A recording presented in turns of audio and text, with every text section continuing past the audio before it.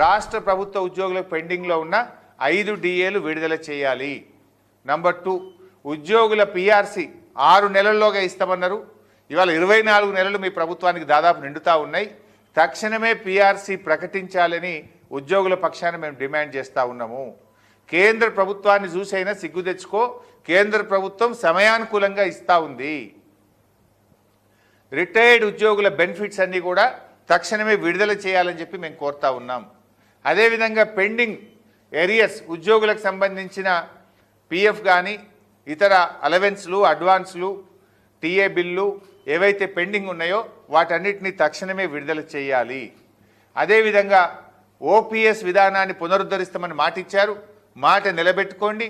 ఆ CPS contribution డబ్బులు ఏదైతే దారి మళ్లించిన 5,500 కోట్లు ఉన్నాయో తక్షణమే వాటిని తిరిగి సిపిఎస్ కాంట్రిబ్యూషన్కు చెల్లించాలని చెప్పి డిమాండ్ చేస్తూ ఉన్నాము. చిరు ఉద్యోగులకు ఇచ్చిన హామీలు, ఆశాలు, అంగన్వాడీలు, రేషన్ డీలర్లు, అర్చకులు వీళ్ళందరికీ ఇచ్చినటువంటి తదితర హామీలన్నీ కూడా వెంటనే అమలు చేయాలని చెప్పి డిమాండ్ చేస్తూ ఉన్నాము. కాంట్రాక్ట్ ఉద్యోగులను, కాంట్రాక్ట్ లెక్చరర్లను రెగ్యులరైజ్ చేస్తామని మీరు హామీ ఇచ్చారు, దాన్ని కూడా మీరు తక్షణమే అమలు చేయాలని చెప్పి మేము కోరుతా ఉన్నాము. ఉద్యోగులకు కూడా మా విజ్ఞప్తి, రేవంత్ రెడ్డి భయభ్రాంతులకు మీరు భయపడాల్సిన అవసరం లేదు. మీ న్యాయమైన హక్కుల కోసం మీరు ఉద్యమించండి.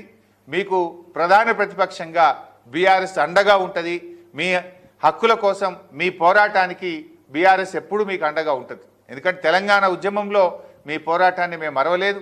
తెలంగాణ ఉద్యమంలో, తెలంగాణ రాష్ట్ర ఏర్పాటులో మీ భాగస్వామ్యం కూడా చాలా గొప్పది. ఇలా ఉపాధ్యాయ ఉద్యోగులు కానీ, చిరు ఉద్యోగులు తప్పకుండా మీ యొక్క పోరాటానికి బీఆర్ఎస్ మద్దతుగా ఉంటుంది. మేము కూడా శాసనసభలో కూడా ఎప్పుడు అసెంబ్లీ జరిగినా మీ యొక్క డిమాండ్ల మీద బీఆర్ఎస్ పార్టీ ప్రభుత్వాన్ని నిలదీస్తుంది, స్తంభింపజేస్తుంది అని చెప్పి కూడా నేను కోరుతా ఉన్నా.